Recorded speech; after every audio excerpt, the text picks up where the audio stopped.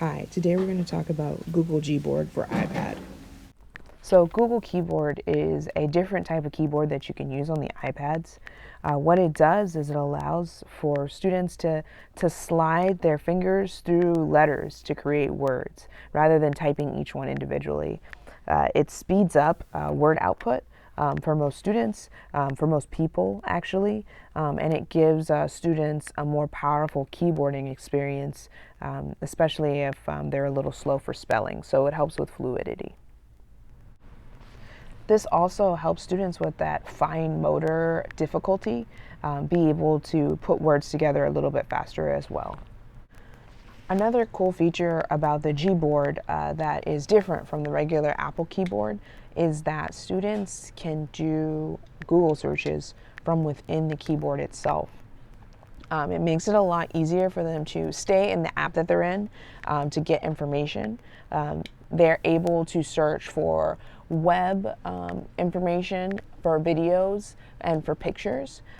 That makes everything a lot faster as you're looking for things. And you can see that you can translate and get maps and find GIFs as well. I'm going to use ants and aphids because that's a story that I came across in the 1 Minute Reader. So I can copy an article directly to my document. I can also pull videos and put them into my document. Those links will be included as well.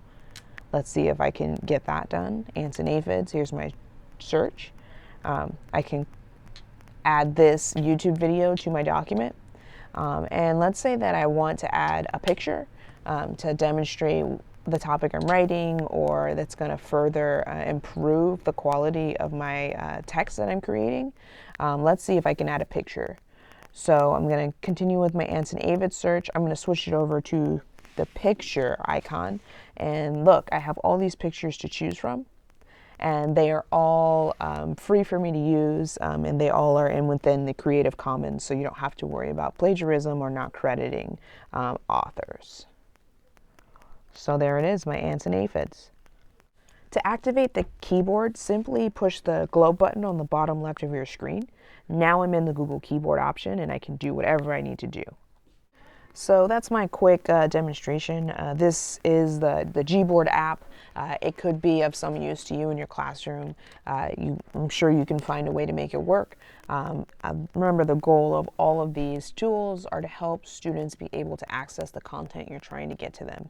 So let me know if you have any questions, and good luck in your quest for technology awareness.